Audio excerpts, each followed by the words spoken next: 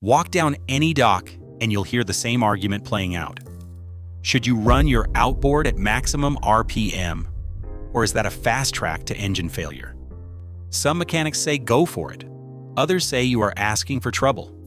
Meanwhile, boaters are stuck in the middle, unsure whether they are babying their engines to death or destroying them with too much throttle. The real answer is going to flip everything you thought you knew about operating your outboard. And it starts with understanding one simple fact that changes the entire game. The confusion around throttle use is not just annoying, it is genuinely costing boaters money. Walk into any service department and you will hear stories about engines brought in with carbon deposits so thick the valves barely move. Then there is the opposite problem. Owners so paranoid about engine damage that they have never once felt what their boat can actually do. Both situations stem from the same root problem.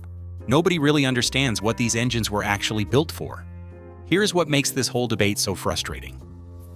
Unlike your truck or SUV sitting in the driveway, marine motors operate in a completely different universe. The engineering priorities are different, the stress factors are different, and even the way wear and tear accumulates is fundamentally different from what happens under your hood on land. Treating your outboard like a car engine is the first mistake most people make, and it leads to a whole cascade of wrong decisions about maintenance and operation. Let's start by clearing up the two biggest myths that keep circulating. First myth: pushing your engine to maximum revolutions per minute is a guaranteed path to a blown power head. Second myth: you need to run at redline constantly or carbon will choke your motor to death. Walk into any marina and you'll hear both of these proclaimed as absolute gospel truth. The problem? They are both built on a complete misunderstanding of marine engine design. Here is the reality check most people need. Your car's engine lives its entire life in a completely different operating range than your boat's motor. When you are cruising down the interstate at 70 miles per hour, your truck's engine is humming along somewhere around 2,500 to 3,000 revolutions per minute. That is the sweet spot where it can run all day, sipping fuel efficiently. Engineers designed it specifically for that long, sustained cruise. Marine engineers approach the problem from the opposite direction. Outboards are specifically built to operate at what would seem like insane revolutions per minute ranges for a car. 5,000, 6,000, even 6,500 revolutions per minute is not just acceptable for these engines. It is exactly where they are supposed to live when you need power. Every bearing, every piston, every valve spring is calculated and tested for sustained operation at these speeds. This is not a happy accident. It is the fundamental engineering goal from day one. Think about what actually happens during a typical day on the water. You fire up at the dock and ease through the marina at idle speed. Then you hit the no-wake zone, crawling along for another stretch. Eventually, you reach open water and punch it to get on plane. But once you are up and running, most people settle into a cruise somewhere between 3,500 and 4,500 revolutions per minute, not anywhere close to wide open. If you are fishing, the picture changes even more. You are trolling at 1,200 to 2,000 revolutions per minute for hours at a time. When you are anchored up, the engine is not running at all. Moving between spots might give you a few minutes at higher revolutions per minute, but then you are right back to trolling or sitting idle. Add up all those hours and something becomes crystal clear. The time spent at maximum throttle is actually a tiny sliver of the engine's total operating time. Now let's talk about what the actual data shows, because this is where things get really interesting. Diagnostic downloads and engine hour meters from hundreds of recreational boats paint an incredibly consistent picture. The average recreational boater runs at maximum throttle less than 15 to 20% of their total engine hours. Read that again, because it's the key to understanding everything else. Less than 20%. Even boats you would think would be constantly screaming along at full power tell a different story. Take water sports boats used for skiing and wakeboarding. You would assume these engines spend all day at high RPM pulling riders around the lake. But when you actually look at the data, it is not even close between picking up fallen riders, repositioning for the next run, and all the inevitable breaks throughout the day. These engines spend the majority of their time at idle or partial throttle. This creates a surprising problem that nobody talks about, that 80% of engine time spent at lower RPM is actually where trouble starts brewing. When an engine putters along at low speeds for hour after hour, it never gets hot enough to burn off the carbon deposits that naturally form during combustion. These deposits are not a defect, they are a normal byproduct of burning fuel. But when they do not get cleared out, they start accumulating on valves, inside combustion chambers, and throughout the exhaust system. Over weeks and months, this buildup creates real problems. The engine starts running rough at idle. Performance drops off. Fuel consumption creeps up because combustion is not as efficient anymore. In extreme cases, valves can actually stick, leading to expensive repairs. All of this happens not because the engine is being abused, but because it is spending too much time in its lower operating ranges without ever getting hot enough to clean itself out.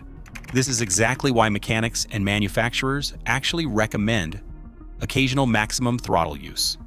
It is not because the engine needs to live there constantly, it is because those brief periods at high RPM act like a cleaning cycle for all the carbon that builds up during those long hours of trolling and idling. Think of it like clearing your throat. You do not need to yell all day long, but occasionally you need to clear things out. Your outboard works the same way. So if occasional high revolutions per minute operation is actually beneficial, how exactly are these engines built to handle it? Let's look at what separates marine engineering from automotive design. Consider what a boat needs to accomplish. Getting a hull up on plane means overcoming massive water resistance in a short time frame. To generate that kind of power from a compact, lightweight package, engineers design marine engines to produce peak power at high revolutions per minute. The high revolutions per minute capability is not a compromise, it is the entire point of the design. Every internal component reflects this engineering philosophy. Connecting rods are built heavier than comparable automotive parts to handle the sustained stress of high revolutions per minute operation. Pistons are designed with this exact use case in mind. Crankshafts are balanced and strengthened specifically for extended running at maximum speed. Valve springs maintain proper tension and control even when the engine is screaming at redline. The cooling systems are sized not for average operation, but for the heat generated at maximum power output. The lubrication system tells the same story. Marine engines typically run more robust oil pumps than you would find in a car engine of similar displacement. Fuel injectors are sized to deliver the massive quantities needed at wide-open throttle. Ignition timing maps are carefully programmed to prevent detonation even under full load conditions. All of this costs money and adds complexity. Manufacturers would not invest in these capabilities if they did not expect the engines to use them regularly. Now let's address the fear that won't go away, the belief that running at maximum throttle causes premature engine wear. For typical recreational use, this concern is largely misplaced. Even boaters who regularly use full throttle are only operating there for a small fraction of their total hours. It is mathematically impossible to cause that wear from an operating condition that represents less than 20% of runtime. The engine is specifically designed and tested to handle sustained operation at its rated RPM. Manufacturers test these engines for thousands of hours at full throttle before they reach production. Your occasional blast across the lake is not even close to the torture testing these engines survive before they are approved for sale. The real wear occurs under different conditions entirely. Cold starts cause more wear than sustained high RPM operation. Running without proper warm-up damages engines. Contaminated oil causes wear. All of these conditions are far more destructive than proper wide-open throttle operation. At wide-open throttle, something interesting happens with combustion efficiency. The fuel mixture and ignition timing are optimized for maximum power, which means cleaner, more complete combustion. This results in less internal contamination compared to partial throttle operation, where the mixture might not burn as cleanly. Bearing loads at maximum throttle are also more consistent and predictable than the varying loads you get during acceleration and deceleration. So if running full throttle isn't the danger everyone thinks it is, when should you actually do it? The answer isn't all the time, and it definitely isn't never. The smart approach is strategic and situational. The ideal time for maximum throttle operation is when you have a clear, safe stretch of water and can maintain that speed for several minutes continuously. This might be when you're running between fishing spots, heading out to offshore grounds, or cruising between destinations. These extended periods at maximum engine speed allow the engine to reach optimal operating temperature throughout all its systems. The exhaust system gets hot enough to burn off accumulated carbon. The cooling system circulates maximum water flow to flush debris. The oil reaches its ideal temperature for peak lubrication effectiveness. All of these benefits require more than just a quick blast. A sustained run of 10 to 15 minutes does far more good than 30 seconds of full throttle. Weather and sea conditions matter more than most people realize. Running at maximum throttle in calm conditions puts significantly less stress on both engine and boat, compared to the same engine speed in rough seas. When you're pounding through waves, the propeller can ventilate, causing the engine to over-rev momentarily. If conditions are rough, you're better off waiting for a calmer day to give your engine that cleaning run. Safety has to be the primary consideration, always. Never run at wide-open throttle in areas with heavy boat traffic, near swimmers in no-wake zones, or when visibility is limited. The goal is giving your engine beneficial high engine speed operation, not creating dangerous situations on the water. Now let's talk more specifically about carbon buildup, since this is the main reason for periodic high engine speed operation. The marine environment exposes engines to moisture and salt, which accelerates deposit formation. The stop-and-go nature of recreational boating means engines never maintain consistent operating temperatures. Lower engine speed operation makes all these issues worse because combustion temperatures stay too low to burn off deposits as they form. Here's the good news. You don't need hours of wide-open throttle to achieve this cleaning effect.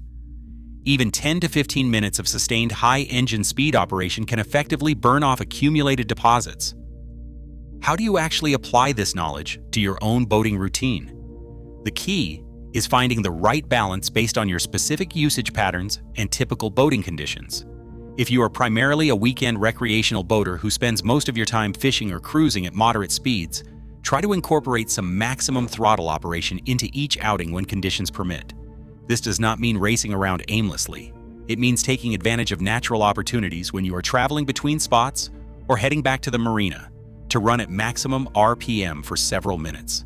For boaters who regularly tow water skiers or participate in other high-performance activities, you are probably already getting enough high RPM operation through normal use. Your focus should shift to proper warm-up procedures and ensuring the engine reaches full operating temperature before you demand maximum performance. Jumping straight to full throttle on a cold engine causes far more wear than anything you will do once it is warmed up properly. Commercial operators and guides who run their engines many hours per day face a different challenge.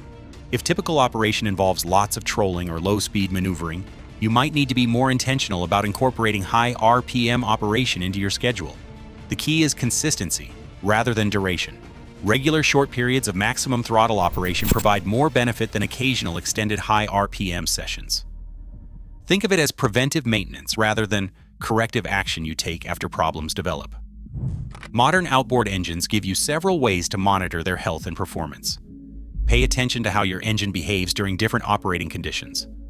Smooth operation at idle, quick acceleration to plane, and consistent performance at wide-open throttle are all good signs that things are working as designed. Warning signs that might indicate carbon buildup or other developing issues include rough idling, hesitation during acceleration, reduced top speed, increased fuel consumption, or visible smoke from the exhaust. These symptoms usually develop gradually over time, so regular attention to your engine's performance helps catch issues early before they become expensive problems. Regular maintenance becomes even more critical when you understand how usage patterns affect engine health. Oil changes, fuel system cleaning, and cooling system maintenance all play crucial roles in keeping your engine healthy, regardless of how you operate it. You cannot neglect maintenance and expect occasional high RPM operation to solve everything. Likewise, perfect maintenance cannot completely compensate for operation that never allows the engine to reach its design temperatures and self-clean. Both elements work together to give you an engine that runs reliably for years without major issues. The real truth about running your outboard at maximum throttle is not dramatic or shocking. It is actually remarkably straightforward once you cut through myths and misinformation. These engines are designed to handle high RPM operations safely and reliably. That is not an opinion or a theory, it is basic engineering fact backed by decades of testing and real-world use. Most recreational boaters naturally operate at lower RPM, the majority of the time. That is not wrong or harmful. It is simply the reality of how boats get used.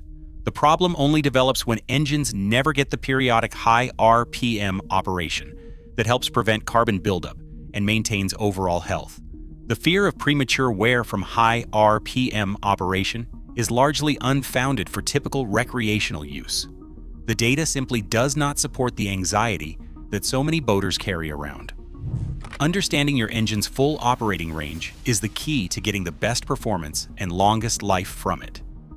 An engine that never sees its full capabilities is more likely to develop problems than one that is operated across its entire design envelope. This does not mean you need to run at redline constantly or turn every outing into a high-speed adventure. It means using your engine the way it was designed to be used, responsibly and safely, across its full range of capabilities. When someone at the marina tells you running at wide-open throttle will destroy your engine, you now have the knowledge to understand why that is not accurate. The opposite scenario is closer to the truth.